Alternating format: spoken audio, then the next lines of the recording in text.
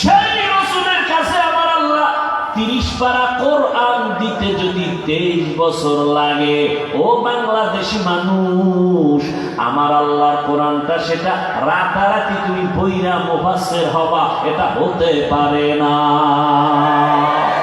বাকা কোরআন কালামুল্লাহ বশনো কদিমাস্তি কদিমাস্তি নাইনো। 40 বছর পরে কোরআন আসলো, দাওয়াত শুরু হয়ে গেল। আরে নবীরে চাপ দিল কেন? বাইতুল্লাহ এত দামি ঘর, যেই ঘরটার দিকে তাকাইলেই সওয়াব, হেদায়েতের ঘর, ইবাদতের ঘর, এত দামি ঘর, এই ঘরের পাশে রাসূলকে কোরআন দিলেন না। হেরা পাহাড়ের গুহায় কেন আল্লাহ সূচনা করলেন? হেরা পাহাড়ের দাম বেশি না বাইতুল্লাহর দাম বেশি? বলেন। তাহলে বাইতুল্লাহ কোরআন নাজিল না করিয়া হেরা পাহাড়ে করলেন কেন? প্রশ্ন আছে না নাই? নবী বাইতুল্লাহ জায়গায় না বসিয়া দীর্ঘ টাইম হেরা পাহাড়ের গুহায় কেন নবী সাধনায় কাটাইলেন? প্রশ্ন আছে না নাই? জবাব আছে, চমৎকার জবাব, দেওয়ার মতো সুযোগ নাই। রহমতের নবীর মেধা এত সুন্দর, সেই নবীকে 15 বছর পরে দিলেন না, 10 বছর পরে দিলেন না, আর শিশুবেলায় দিলেন না, 40 বছর পরে কেন আল্লাহ কোরআন দিলেন? আগে দিলেন না কেন? দিলেন কিন্তু চাপ দিলেন কেন? আবার চাপ দিতে গিয়ে 3 বার দিলেন কেন?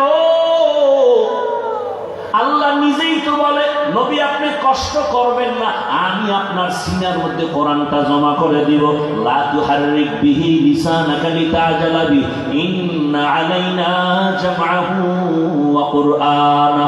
নবী আপনি জিহ্বা নাড়াইয়া কষ্ট করে মুখস্থ করবেন না, আমি আল্লাহ আমার কুদরতি জিম্মায় আপনার কলবের মধ্যে কোরআনটাকে জমা করে দিব। এত সুন্দর বাণী শুনাইয়া নবীরে কষ্ট দিয়া কোরআন দিলেন কেন? সাপ মানি কঠিন সাপ, মরণের কষ্ট শুরু কেন? এগুলোর জবাব নাই। সংক্ষেপে আমি শেষের দিকে যাচ্ছি। আল্লাহ রসুলকে চাপ দিয়েছেন, বুঝাইতে চাইলেন, হে রাসূল,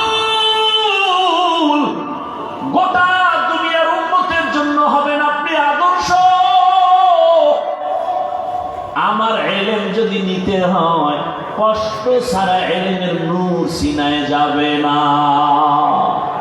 কোরআনের ইলম নিতে হলে কষ্ট করা লাগবে কি লাগবে না? আমি ছাত্রদেরকে মাঝে মাঝে বলি মাদ্রাসায়, ও ছাত্র বাবারা, ইলমের জন্য রাসূল কষ্ট করেছেন, দুনিয়ার মানুষকে বুঝাইছেন আল্লাহর ইলম নেওয়ার জন্য কষ্ট করা লাগবে।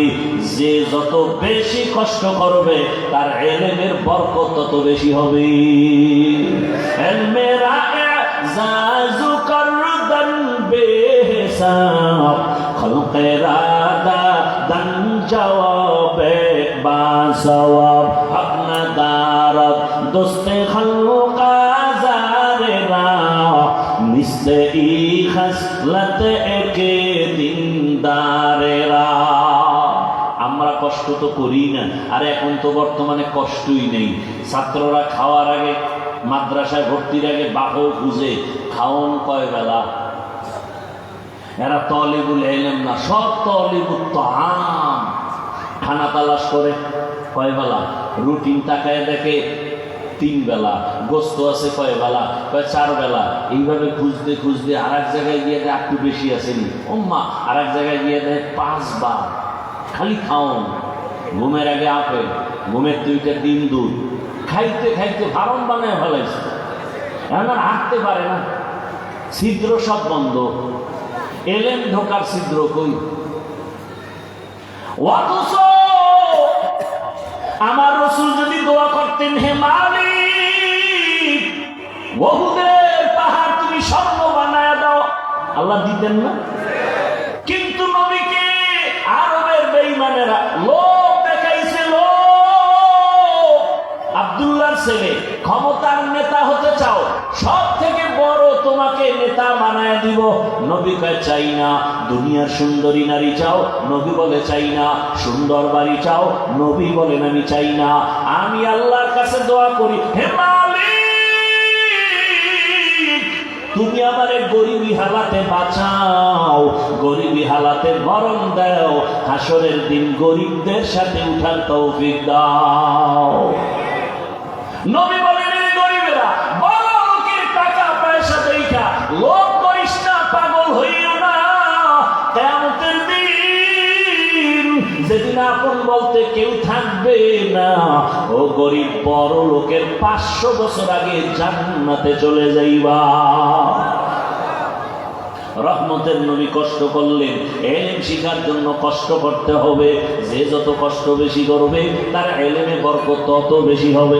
আমরা যাদের কাছে লেখাপড়া করেছি তারা কত কষ্ট করেছেন। আমার ডান পাশে যিনি বসা, আমার সরাসরি ওস্তাদ, আমি উজানি কচুয়া মাদ্রাসায় লেখাপড়া করেছি, হযরতের কাছে কিতাব পড়েছি, বহুদিন আমাদেরকে লেখাপড়া শিখাইছেন। তাদের কষ্ট তো আরো কঠিন। তারা যাদের কাছে লেখাপড়া শিখছেন তারা আরো কষ্ট করেছেন, তারা যাদের কাছে লেখাপড়া শিখছেন তারা আরো কষ্ট করেছেন। এই কষ্ট, রসুলের কষ্ট কেমন কষ্ট 3বার চাপ দিয়ে বুঝাইলেন। নবী আপনার জীবনে 3টা মহা মুসিবত ঘেরাও করে ফেলবে। এক মুসিবত হলো আপনার এমন একটা সময় আসবে, এক তো দুনিয়াতে আসিয়া নবী আব্বা দেখেন না, আব্বা বলে ডাক দিতে পারেন নাই। 6 বছরে মা হারাইলেন, 8 বছরে দাদাকেও হারাই ফেললেন। এই যে এক কষ্ট, সামনে আরো কষ্ট শুরু হবে। রহমতের নবী দুনিয়ার লাইনে নবীর 2টা ছায়া, দুনিয়ার লাইনে এক ছায়া চাচা আবু তালেব, আর এক ছায়া হলো আম্মাজান খাদিজা রাদিয়াল্লাহু আনহা। একই বছরে আম্মাজান চলে গেলেন, চাচা আবু তালেব চলে গেলেন। এই এক কষ্ট শুরু, বেঈমানদের অত্যাচার শুরু। নবীকে হত্যা করার জন্য বারবার আক্রমণ চালায়, বাড়ি ঘেরাও করে নবীরে মারবে। ওদিক থেকে আর একটা কষ্ট, নবীকে টানা 3টা বছর পর্যন্ত নবীর বংশের দুশ্মনেরা গৃহবন্দী করে দিল। শিয়াবে আবু তালিবের ভেতরে খানা দেয় না, পানি দেয় না। রহমতের নবী গাছের পাতা ছিঁড়ে ছিঁড়ে চাবাইয়া খেয়ে খেয়ে পেটের ক্ষুধা নিবারণ করেছেন। রহমতের নবী আমার এত কষ্টের বিনিময় আজ আমরা নবীর সুন্নত পেয়েছি, আর এখন কষ্ট করতে চাই না। মসজিদ দেখেন না, স্বর্ণ দিয়া পারলে বাধাই দেয়। মসজিদ এত সুন্দর, কিন্তু মুসল্লিদের অন্তর এত সুন্দর না। অথচ মসজিদের থেকে অন্তর সুন্দর হওয়া দরকার। নামাজ 5 ওয়াক্ত ঠিক মতো পড়া দরকার। যে ব্যক্তি নামাজ পড়বে তার অন্তর পরিশুদ্ধ হবে। সে মিথ্যা বলবে না, গালি দিবে না, গীবত করবে না, অন্যের হক নষ্ট করবে না। কিন্তু এগুলো করে না, করে না। নামাজও পড়ে, মিথ্যাও বলে, নামাজও পড়ে, অন্যের হক নষ্ট করে। আল্লাহ হেদায়েত দান করুন। ভাইরা আমার, আল্লাহ তাআলা নবীকে কোরআন দিলেন।